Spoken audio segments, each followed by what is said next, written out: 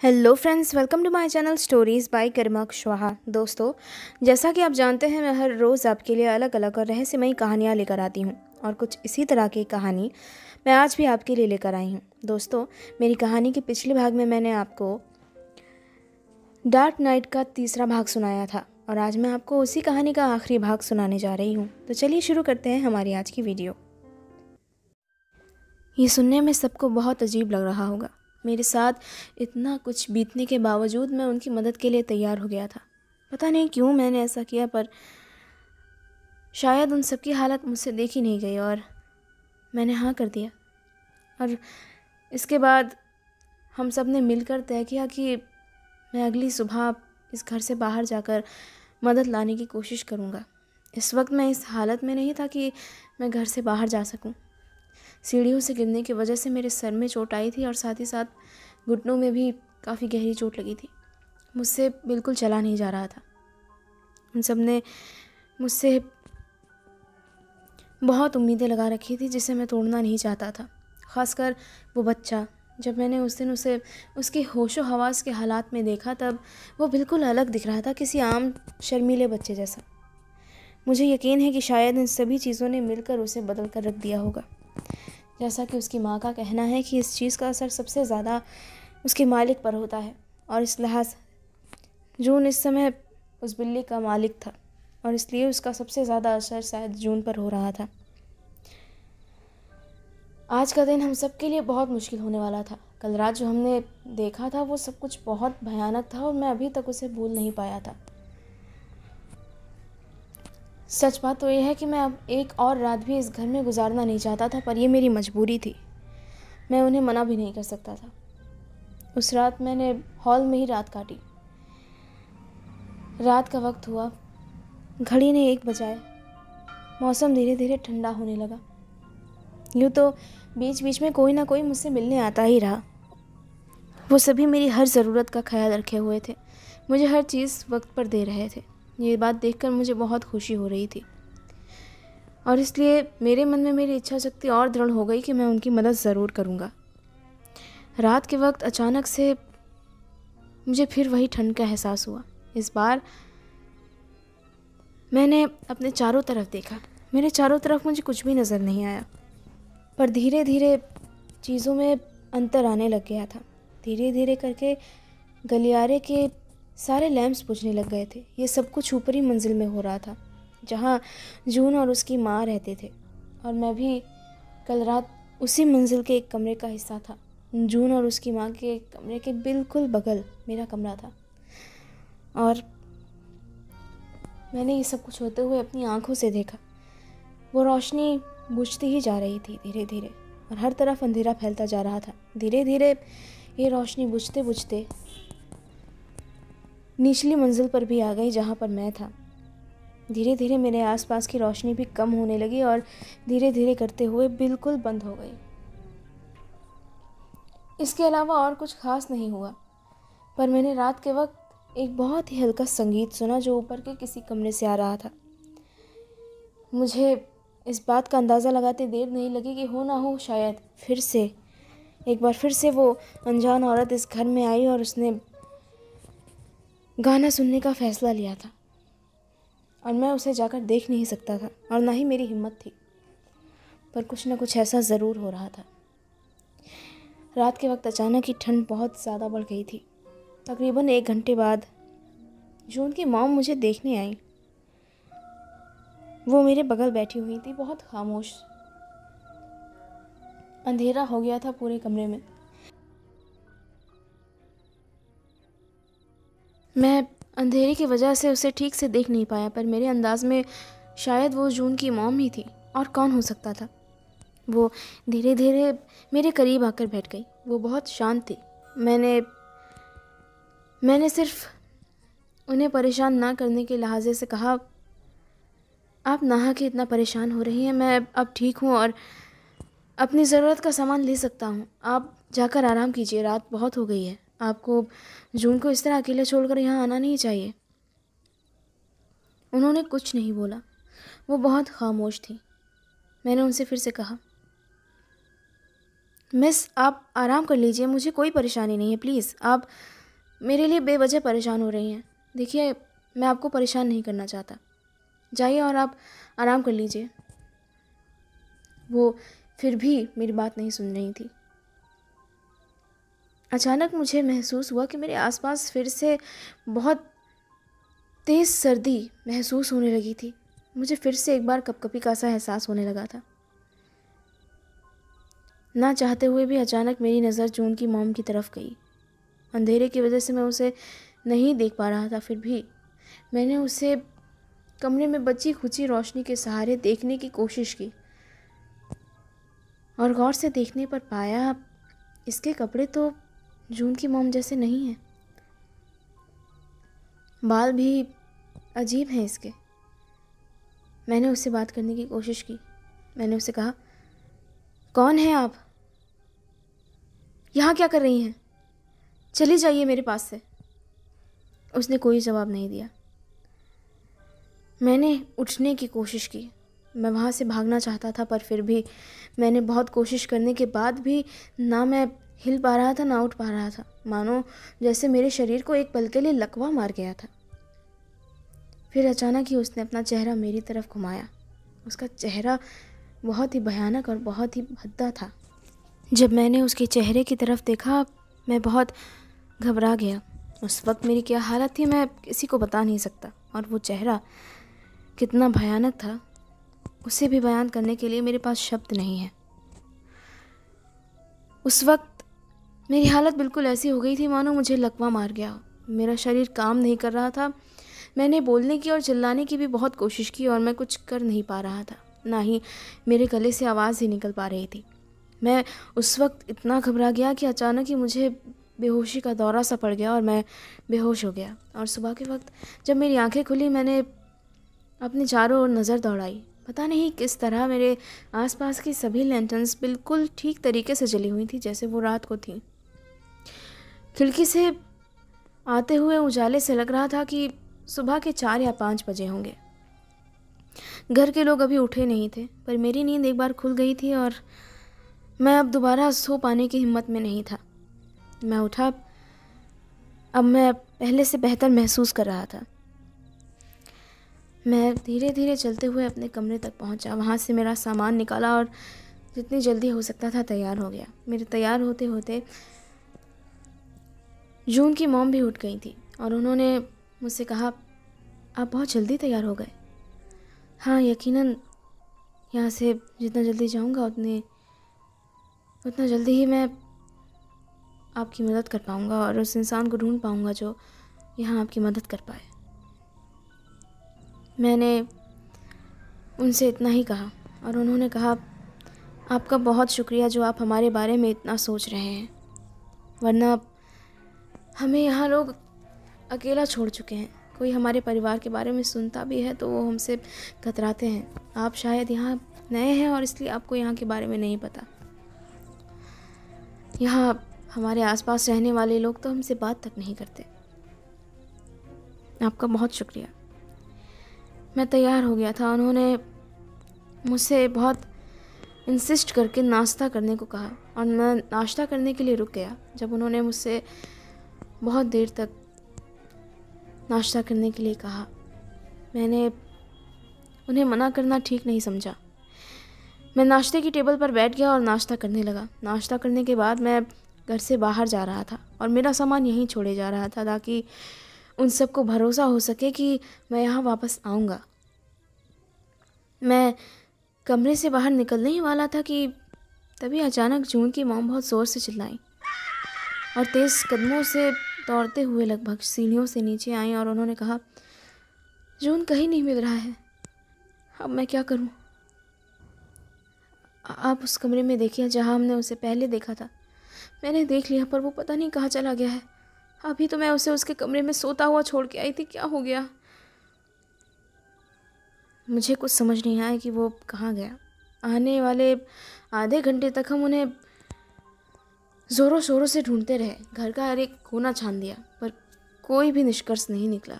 जून कहीं नहीं मिला। थक हार कर मैं घर से बाहर निकल आया और जब मैं घर से बाहर निकला तब मैंने घर की अटारी पर एक दीवार पर जून को चलते हुए देखा। वो ऐसे चल रहा था मानो वो किसी आम सड़क पर चल रहा हो, बहुत आराम से, पर वो दीवार थी, और अगर उसका बैलेंस ज़रा भी बिगड़ जाता और उसका कदम ज़रा भी डगमगाता तो वो सीधे 3 मंजिलों से नीचे आ गिरता, और उसके बाद उसका ज़िंदा बच पाना मेरे हिसाब से नामुमकिन था। मैंने ये देखते ही उसकी मॉम को आवाज़ लगाई, और उसके बाद उसकी मॉम ने उसे बुलाना शुरू किया, पर ऐसा लग रहा था मानो वो सुन ही नहीं रहा हो। मैंने उसकी मॉम से कहा, आप यहीं रुकिए, मैं उसे लेकर आता हूँ। मैं भागते हुए जितना जल्दी हो सके उतनी जल्दी सीढ़ियों तक पहुँचा, और 3 मंजिलों की सीढ़ियाँ एक सांस में ही चढ़ गया। और ऊपर जाने के बाद मैंने देखा कि वो दरवाज़ा अंदर से बंद कर रखा है उसने, और उसे बार बार खटखटाने पर भी उसने कोई जवाब नहीं दिया, और ऐसा लग रहा था कि वो दरवाज़ा नहीं खोलने वाला है। मैं बहुत परेशान हो चुका था। मैं उसे लगातार आवाज़ दे रहा था ताकि वो किसी तरह दरवाज़ा खोल दे और कम से कम उस दीवार से तो नीचे आ जाए, पर वो कोई जवाब नहीं दे रहा था। मैं अपने चारों तरफ देखने लगा, कोई और रास्ता जिससे बाहर जाया जा सके। मैंने ऊपर की तरफ देखा। छज्जे के ऊपर एक खिड़की बनी हुई थी। मैंने उस खिड़की से बाहर जाने की कोशिश की। काफ़ी मेहनत करने के बाद मैं आखिर उस खिड़की तक पहुंचा, पर जैसे ही मैंने उसे खोलने की कोशिश की मुझे एक तेज़ चिल्लाहट की आवाज़ आई, बहुत तेज़, और उस आवाज़ को सुन के एकदम से मुझे एक झटका सा लगा। मैं फ़ौरन सीढ़ियाँ उतरकर बहुत तेज़ी से नीचे की तरफ आया और देखा जून नीचे गिरा हुआ था और उसके सर से बेतहाशा खून बहे जा रहा था, और उसकी माँ उसके पास बैठी पागलों की तरह रोए जा रही थी। देखिए ना, इसे क्या हो गया है, इसे किसी तरह हॉस्पिटल पहुंचा दीजिए प्लीज़, मेरा बेटा मर जाएगा। हमने आनंद फानंद में उसे पास के ही एक अस्पताल में भर्ती करवाया, पर उन लोगों ने उसका इलाज करने से मना कर दिया और उसे जल्दी ही शहर के एक बड़े अस्पताल में भर्ती करवा दिया गया, जहां उसका इलाज शुरू कर दिया गया। पर ऑपरेशन ख़त्म होने के बाद पता चला कि जून कोमा में चला गया है। ये बात सुनकर उसकी माँ बिल्कुल पागल से हो गई और उसने खाना पीना छोड़ दिया। मैंने उसे समझाने की काफ़ी कोशिश की, पर कोई फ़ायदा नहीं हुआ। फिर आखिरकार मैं उन्हें वहीं छोड़कर बाहर आ गया और मैंने ये निश्चय कर लिया था कि अब इस सब को ख़त्म करना ही होगा। आखिर एक छोटे बच्चे की जान मुसीबत में थी। मैं यहाँ के इलाके को उतना अच्छे से नहीं जानता था, पर मेरे कुछ ऐसे दोस्त थे जो हमेशा मेरी मदद के लिए तैयार रहते थे। मैंने अपने दोस्तों से बातचीत की और उन्होंने अपने दोस्तों से, और इस तरह करते करते पूछताछ का दायरा बढ़ता चला गया और आखिरकार हमें एक ऐसे इंसान के बारे में पता चला जो ऐसी चीज़ों के बारे में जानता था और यहाँ जापान का ही रहने वाला था। मेरे साथियों ने उसके बारे में काफ़ी अच्छी बातें कहीं, जिससे मुझे उम्मीद हुई कि वो शायद हमारी मदद कर सकता है। मैं उसके घर तक गया, उसके घर का दरवाज़ा खटखटाया। वो दिखने में किसी आम इंसान जैसा था, ना कि किसी बाबा या तांत्रिक जैसा, बिल्कुल किसी आम इंसान की तरह, और उसका घर भी काफ़ी हद तक मॉडर्न था। मैं उसके घर के अंदर गया और मैंने उससे बातचीत करना शुरू किया, उससे पूरी कहानी शुरू से लेकर आखिर तक बताई। उसने कहा, तो तुम्हारे घर में? जी नहीं, मेरे घर में नहीं, उस पेशेंट के घर में। हाँ, मान लो कुछ देर के लिए तुम्हारा ही घर। मैं इतनी लंबी बात तो नहीं कह सकता ना। जी ठीक है। तो उस घर में मेरे ख़्याल में या तो वेयरकैट या योकाई का साया है। योकाई क्या होता है? योकाई को ही आप वेयरकैट कह सकते हैं। वो असल में एक आम बिल्ली जब बूढ़ी होने लगती है, ऐसा कहा जाता है कि कुछ बिल्लियाँ अपने आप में बहुत ख़ास होती हैं, और जब वो बूढ़ी होने लगती हैं उनके अंदर कुछ ख़ास शक्तियाँ आ जाती हैं। इतनी शक्ति कि वो दूसरी दुनिया के लोगों से बात कर सकती हैं और उन्हें अपनी तरफ आकर्षित कर सकती हैं। शैतान तक को इंसानों में बदल सकती हैं। साथ ही किसी बड़ी ख़तरनाक बिल्ली, शिकारी बिल्ली जैसे शेर या चीता, और अक्सर अपने मालिक के लिए बुरी किस्मत लेकर आती हैं। बहुत बुरी किस्मत जिसकी वजह से या तो उनकी मौत हो जाती है या वो पागल हो जाते हैं या दिवालिया या ऐसा ही कोई भारी नुकसान हो जाता है उनका। तो फिर इससे पीछा कैसे छुड़ा सकते हैं? इससे पीछा छुड़ाना इतना आसान नहीं है। तुम्हें बताऊं तो, सच कहूं तो उससे पीछा छुड़ाने का कोई तरीका ही नहीं है। बेहतर होता कि तुम्हारे ये पेशेंट ये घर छोड़कर चले जाते, पर वो इस तरह से उनका पीछा नहीं छोड़ेगी। आखिर वो उनकी पालतू बिल्ली है, तो वो ज़रूर ही उनके साथ जाएगी। मैं इसी बारे में सोच रहा हूँ। तुम उस घर तक ले जा सकते हो मुझे? हाँ, पर वो बहुत ताकतवर है। मैं 2 बार उसकी ताकत देख चुका हूँ। आप मेरे सर पर ये पट्टी देख रहे हैं ना, और वो बच्चा तो मौत और ज़िंदगी के बीच झूल रहा है। जानता हूँ, मैं तुम्हें बता चुका हूँ कि ऐसा असर होता है, और मैं ऐसी चीज़ें पहले भी देख चुका हूँ, इसलिए मुझे ज़्यादा फ़र्क नहीं पड़ता। बस मुझे कुछ ज़रूरी चीज़ें ले लेने दो, और तुम्हारे उस घर के मालिक को बुलाओ और उससे हमें बात करनी होगी। जो करना है वो काफ़ी जल्दी करना होगा, इससे पहले कि वो कुछ सोचे। हमें कुछ सोचकर उसका हल निकालना होगा। तुम्हारी बातों से लग रहा है कि उस घर में किसी शैतान का साया भी आ गया है, तो सबसे पहले हमें उसे दूर करना होगा, जिसके लिए मुझे कुछ क्रियाएं करनी पड़ेंगी, और उसके बाद उस बिल्ली का खात्मा कर देंगे। ठीक है, चलो सबसे पहले मुझे उनके घर ले चलो। उसने मुझसे ऐसा कहा और मैं फ़ौरन उसे उनके घर ले जाने को तैयार हो गया, और मैंने जून की मॉम को भी वहाँ किसी तरह मना के बुला लिया। वो अभी तक भूखी प्यासी बैठी थी और उनका चेहरा बिल्कुल उतर गया था। तो आप ही उस बच्चे की माँ हैं? जी हाँ, मैं ही जून की मॉम हूँ। आप हमारी मदद करेंगे ना? मेरा बेटा ठीक तो हो जाएगा ना? कुछ तो जवाब दीजिए।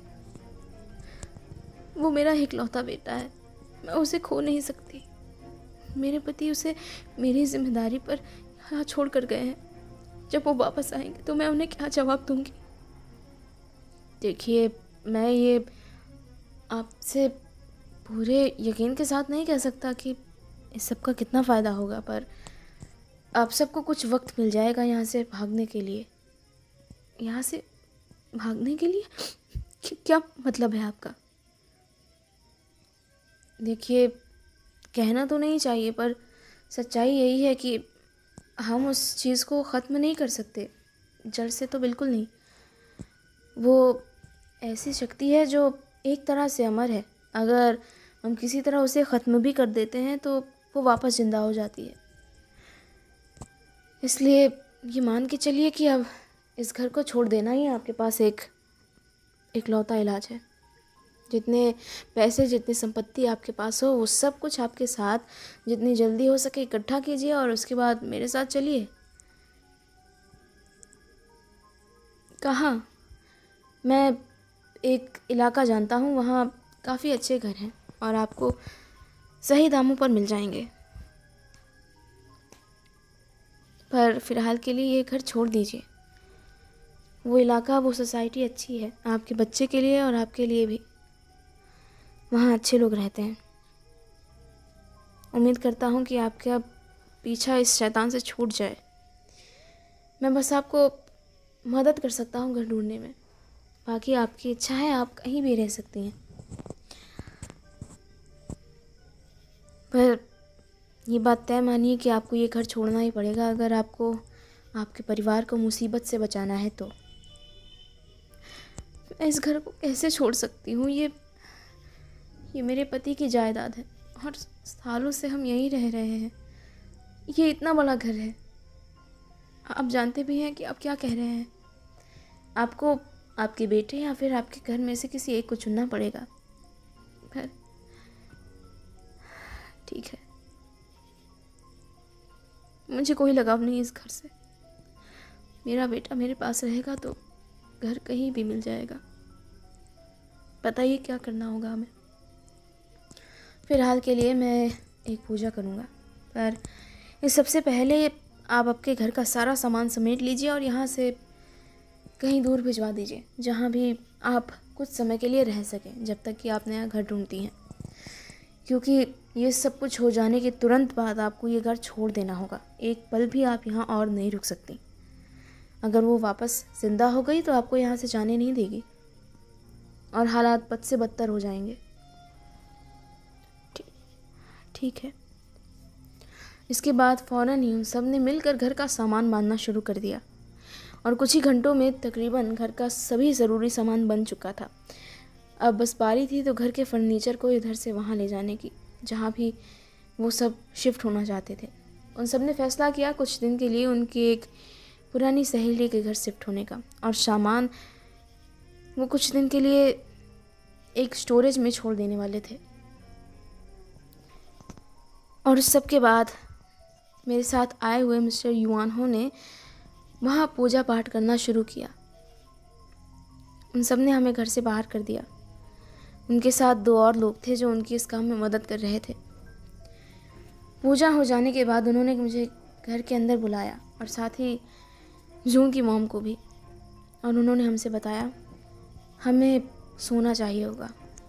तुम्हारी बिल्ली, मैं देख सकता हूँ उसे, वो वहाँ सामने है, और अब वो हमें भ्रमित करने की कोशिश करेगी किसी औरत के रूप में, तुम्हारे बेटे के रूप में, या हो सकता है हमें से किसी का दिमाग काबू कर ले।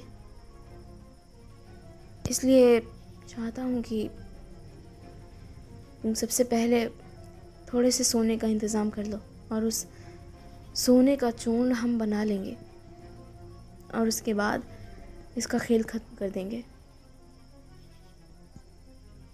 पर मेरे पास कुछ कहने हैं। क्या उनसे काम हो जाएगा?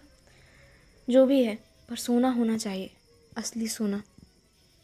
किसी तरह का भी धोखा या गलती इस समय काम नहीं करेगी। हमारे पास एक ही मौका है। उसके बाद जून की मॉम घर का तकरीबन सारा सोना वहाँ ले आई जितना उनके पास था। उसे देखकर हमारे साथ आए हुए तांत्रिक ने कहा, हमें इतने ज़्यादा की ज़रूरत नहीं है, हमें बस इसका थोड़ा सा हिस्सा चाहिए जिससे हम एक छोटा खंजर बना सकें और एक हिस्से से कुछ सोने का चूर्ण बना सकें। घर के सारे पर्दे, सारी खिड़कियां बंद कर दो और यहाँ अंधेरा हो जाने दो।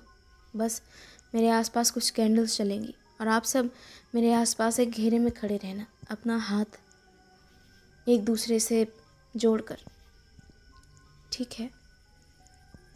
हमने उनके कहने के अनुसार ही काम करना शुरू किया और धीरे धीरे हमने देखा वो बिल्ली एक औरत में बदलने लगी, एक बहुत खूबसूरत औरत जिसकी तरफ कोई भी आकर्षित हो सकता था।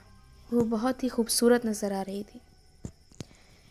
तांत्रिक ने हमें बताया था कि हम सब जिस खूबसूरती की कल्पना करते हैं वो हमें ठीक वैसी ही दिखती है। मैंने उसकी तरफ देखा, वो मुझे बहुत खूबसूरत लग रही थी। मैं उससे बात करना चाहता था पर मैंने किसी तरह अपने आप को काबू कर रखा था। हम सब ने अपनी आंखें बंद कर रखी थी। मिस जून की मॉम को उसमें अपना बेटा नज़र आ रहा था।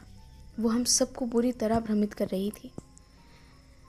हमारे साथ आए हुए मिस्टर रुआन हू वो अपने काम में पूरी तल्लीनता से लगे हुए थे। उन्होंने फ़ौरन वहाँ जलती हुई आग में सोने को पिघलाकर उससे एक खंजर बना लिया था जो अभी भी बहुत गर्म था और उसे पकड़ पाना बहुत मुश्किल था। उन्होंने उसे ठंडे पानी के अंदर डाला जिससे वो कुछ हद तक ठंडा हो गया। इसके साथ ही उन्होंने सोने का थोड़ा सा चूर्ण तैयार कर लिया। धीरे धीरे करके वो औरत हमारे करीब आती जा रही थी। आसपास से एक अजीब हंसी की आवाज़ आ रही थी जो चारों तरफ गूंज रही थी। हम सभी अपने चारों तरफ नज़रें घुमाकर देख रहे थे। एक अजीब सा भ्रम पैदा हो गया था। तभी अचानक हमने एक ज़ोर की चीख अपने सामने से आती हुई सुनी और अपनी आंखें खोली। तब हमने पाया हमारे साथ आए हुए उस तांत्रिक ने उस औरत के ऊपर सोने का चूर्ण छिड़का था, जिससे अचानक ही उसे एक झटका सा लगा और वो 4 कदम पीछे हट गई और वापस एक बिल्ली के रूप में आ गई। और इस बार वो एक बड़ी बिल्ली में बदल गया, एक शेर में, जो धीरे धीरे हमारी तरफ बढ़ रहा था और उसकी गुर्राहट हमें डराने के लिए काफ़ी थी। पर मिस्टर हुआन हू हम सब के आगे बिल्कुल किसी ढाल की तरह खड़े हुए थे। उन्होंने फिर से उस सोने का चूर्ण सामने की तरफ छिड़का और एक बार फिर से वो शेर गायब होकर वापस उस बिल्ली में बदल गया। और सबसे आखिर में उन्होंने वो सोने का चाकू उस बिल्ली के सीने के आर पार कर दिया, जिसके बाद एक ज़ोर की चीख पूरे घर में गूंज गई। और उसके बाद मिस्टर हुआन हू ने हम सबको इशारा किया घर से बाहर जाने का। हम सब घर से बाहर चले गए और घर से बाहर जाने के बाद फ़ौरन हम अस्पताल पहुँचे। वहाँ पहुँचने के बाद हमने महसूस किया कि धीरे धीरे सब कुछ अच्छा होना शुरू हो गया है। डॉक्टर्स ने हमें आकर बताया कि किसी चमत्कारिक तरीके से जून कोमा से बाहर आ गया है और आप पहले से काफ़ी बेहतर है। उसके बाद शायद उन लोगों ने उस घर को हमेशा के लिए छोड़ दिया और अभी भी वो प्रॉपर्टी खाली पड़ी है।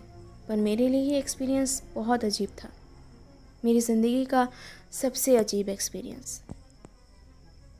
तो दोस्तों, इसी के साथ ख़त्म होती है मेरी आज की कहानी। मेरी आज की कहानी आपको कैसी लगी ये मुझे कमेंट बॉक्स में कमेंट करके ज़रूर बताइएगा। अगर आप मेरे चैनल पर नए हैं तो प्लीज़ चैनल को सब्सक्राइब कर लीजिएगा और साथ ही साथ कमेंट में मुझे लिखकर बताइएगा कि आप अगली कहानी किस पर सुनना चाहते हैं और आपके कोई सजेशंस हैं तो प्लीज़ वो भी मुझे ज़रूर बताइएगा। आप सबके सपोर्ट के लिए मैं आप सबको बहुत बहुत शुक्रिया कहना चाहती हूँ।